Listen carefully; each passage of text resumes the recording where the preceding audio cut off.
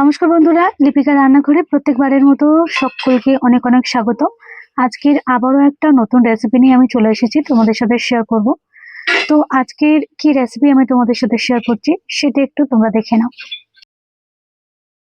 এটা বেকারি স্টাইলের একটা বিস্কিট রেসিপি। দেখবে ট্রেনের মধ্যেও মাঝে মাঝে এটা বিক্রি হয়, গরম তিলের নাড়ু বলে।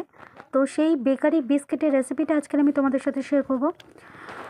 এত সুন্দর হয়েছে এই বিস্কিটটা, আর এত খাস্তা হয়েছে যে কৌটোতে ভরে রেখে এটা মাস দুয়েক কিন্তু রেখে অনায়াসে খাওয়া যাবে, আর খুব টেস্টি হয় কিন্তু। তো আজকের এই রেসিপিটা সম্পূর্ণ দেখার জন্য তোমাদের অনেক অনেক রিকোয়েস্ট রইল।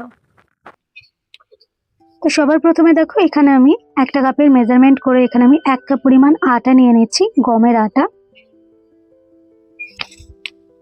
এর মধ্যে দিয়ে দেবো 1/2 কাপ পরিমাণ এখানে দেখো ময়দা।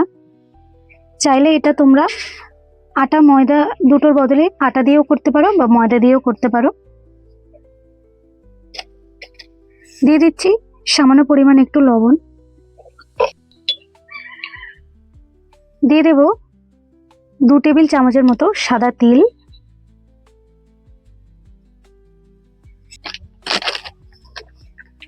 আচ্ছা, এখানে দিয়ে দেব 4 টেবিল চামচের মতো সুজি।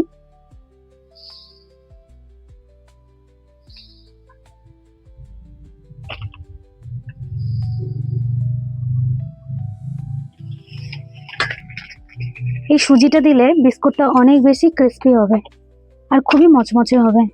আর এই বিস্কুটটা কিন্তু কৌটোতে ভরে প্রায় মাসখানেক রেখে কিন্তু খাওয়া যাবে।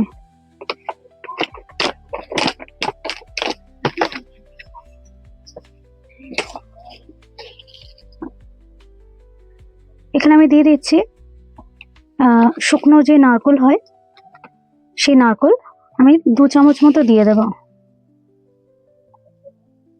আরো 1 চামচ দিয়ে দিচ্ছি, প্রায় 2.5 চামচ মতো দিয়ে দিচ্ছি। যেহেতু এটা তেলে ভাজা বিস্কিট, তাই অল্প একটু কালো জিরা দিয়ে দিচ্ছি।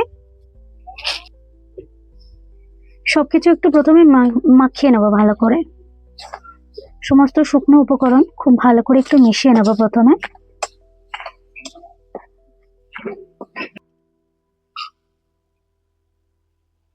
দু টেবিল চামচের মতো ঘি দিয়ে দেবো, খুব বেশি দেব না।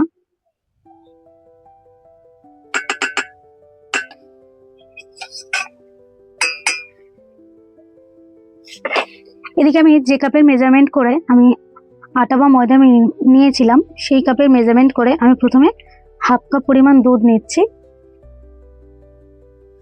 আর এদিকে আমি ঘি দিয়ে ভালো করে ময়াম দিয়ে নেব।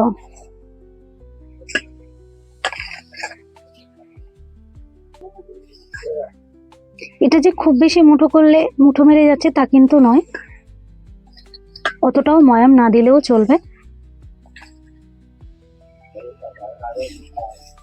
আর এই দুধের মধ্যে দিয়ে দেবো 5 টেবিল চামচের মতো চিনি। চিনিটা কিন্তু এখানে একটু বড় দানার চিনি নিতে হবে, আর দুধের সাথে জাস্ট একটু মিশিয়ে নিতে হবে। এমনটা নয় যে চিনি দুধের মধ্যে একেবারে গলে যাবে, চিনিটা দানা দানা থাকা অবস্থায় কিন্তু ডোটা তৈরি করে নিতে হবে। তো দেখো আমি এটা নিয়ে নিয়েছি, জাস্ট একটু নাড়াচাড়া করে নিচ্ছি।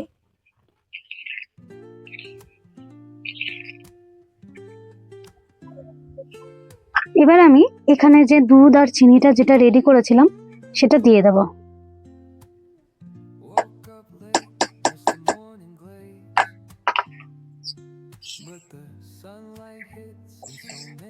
আর এই ডোটা কিন্তু খুব শক্ত শক্ত হবে, খুব বেশি নরম হবে না, একদম শক্ত শক্ত।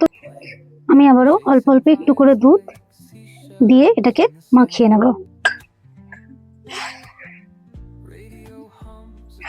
আস্তে আস্তে হাত দিয়ে চেপে চেপে সুন্দর করে কিন্তু মাখিয়ে নিতে হবে।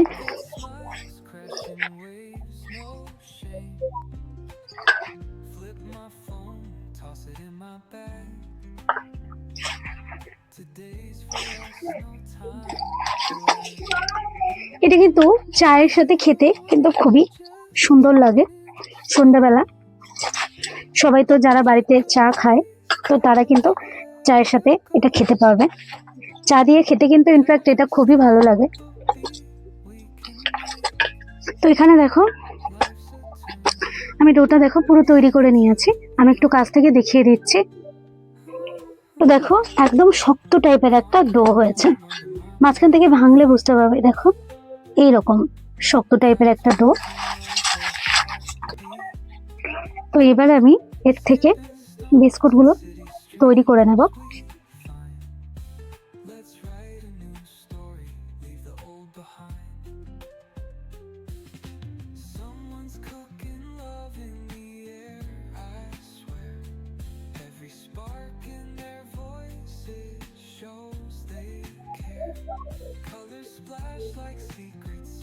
এরকম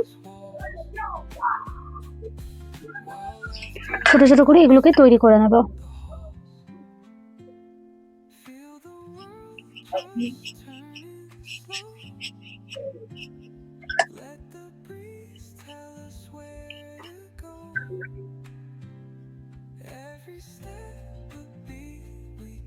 দেখো এইভাবে ছোট ছোট করে সুন্দর করে সবগুলো তৈরি করে নেব। আর এই বিস্কুটগুলো কিন্তু একদম ঠান্ডা তেলের মধ্যে প্রথমে দিতে হবে। তেল যখন একদম হালকা উষ্ণ গরম থাকবে তখন কিন্তু এই বিস্কুটগুলোকে অল্প অল্প করে দিয়ে দিতে হবে। তো আমি বেশ কিছু তেলের মধ্যে দিয়ে দিচ্ছি। আর তারপরে কিন্তু এগুলোকে আস্তে আস্তে একদম কম আঁচে কিন্তু ভেজে নিতে হবে। আর প্রথম অবস্থায় কিন্তু খুব বেশি নাড়াচাড়া করা যাবে না, তাহলে কিন্তু পুরো এগুলো ফেটে যাবে আর তেল ঢুকে যাবে, আর পুরো তেলটাই নষ্ট হয়ে যাবে, মানে তেলের মধ্যে সব ছেড়ে বেরিয়ে যাবে। তো সেই জন্য যখন দেখবে এরকম হালকাই একটু কালার চলে আসছে তখন নেড়ে চেড়ে এগুলোকে সুন্দর করে চারিদিক দিয়ে কিন্তু ভেজে ফেলতে হবে লালচে করে। তো দেখো এগুলোকে বেশ কিছুক্ষণ ধরে আমি ভাজার পরে এরকম একটা কালার চলে আসছে। আর এবার কিন্তু এগুলো কিন্তু হয়ে গেছে, ঠিক আছে। এবার এগুলোকে আস্তে আস্তে আমি তেল থেকে ছেঁকে ছেঁকে তুলে নেব, নিয়ে আবারও বাদবাকি যেগুলো সেগুলোকে ভেজে ফেলবো। কিন্তু তার আগে কি করতে হবে, তেলটাকে কিন্তু আবার কিন্তু ঠান্ডা করে নিতে হবে একটু। এই গরম তেল রয়েছে এর মধ্যে কিন্তু দিয়ে দিলে হবে না, তেলটাকে নামিয়ে আগে ঠান্ডা করে নিতে হবে। আর ঠান্ডা করে নেওয়ার পর কিন্তু তারপরে আবার বাকি বিস্কুটগুলোকে ভাজতে হবে। তো আশা করছি আমার এই আজকের এই বিস্কিটের রেসিপি, বেকারি বিস্কিট, তোমাদের সবার খুব মন জয় করবে। বিস্কিটটা প্লিজ তোমরা একবার বাড়িতে ট্রাই করো আর দয়া করে আমাকে একটা কমেন্ট করো। তো চলো আজ এই পর্যন্তই, সবাইকে টাটা। আসবো আবার একটা নতুন রেসিপি।